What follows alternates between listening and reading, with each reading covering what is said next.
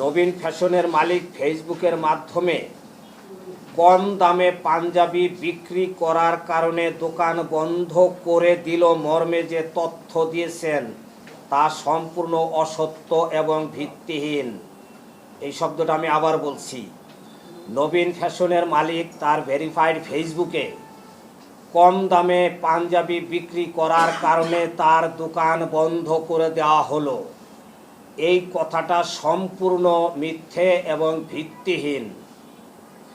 নবীন fashion বিগত প্রায় ৩ বছর যাবৎ বিশাল সেন্টারে ব্যবসা পরিচালনা করে আসছেন এবং ৩০০ টাকা থেকে শুরু করে প্রায় ২৪০০ টাকা দামের মূল্যের পাঞ্জাবি বিক্রি করে আসতেছিলেন।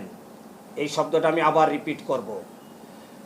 নবীন ফ্যাশন বিগত প্রায় ৩ বছর যাবৎ এই ৩০০ টাকা দামের পাঞ্জাবি তিনি বিনা বাধায় বিক্রি করে আসতেছিলেন। বিশাল সেন্টার দোকান মালিক সমিতি কিংবা বিশাল সেন্টারের কোনো ব্যবসায়ী কোনোদিন পণ্যের দাম নিয়ে কোনো প্রকার আপত্তি কিংবা প্রশ্ন করেন নাই বিগত ৩ বছরে।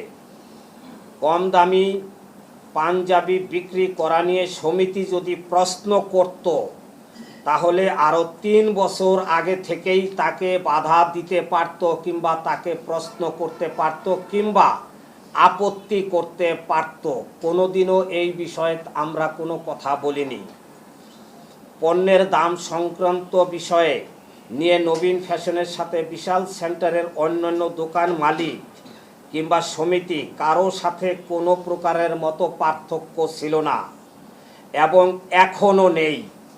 একজন ব্যবসায়ী তার পণ্য কী দামে বিক্রয় করবে এটা তার সম্পূর্ণ নিজস্ব ব্যাপার।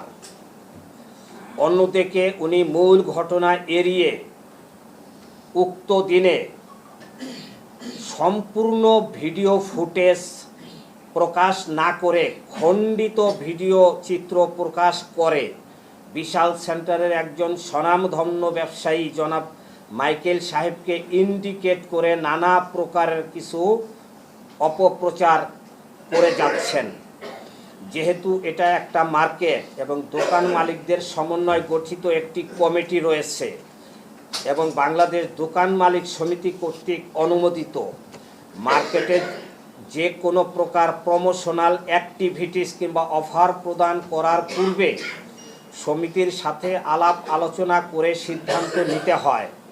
কারণ সমিতির সাথে আলাপ আলোচনা করে যদি উনি সিদ্ধান্তটা নিতেন কিংবা প্রমোশনাল অ্যাক্টিভিটিসটা পরিচালনা করতেন তাহলে আমরা মার্কেটে অতিরিক্ত সিকিউরিটি গার্ড প্রদান সহ আমাদের বেসমেন্টে একটা অব্যবহৃত পার্কিংয়ের ব্যবস্থা রয়েছে, আমরা সেখানে পার্কিংয়ের জন্য প্রয়োজনীয় ব্যবস্থা গ্রহণ করতে পারতাম কিংবা প্রয়োজনীয় ব্যবস্থা গ্রহণ করা যেত।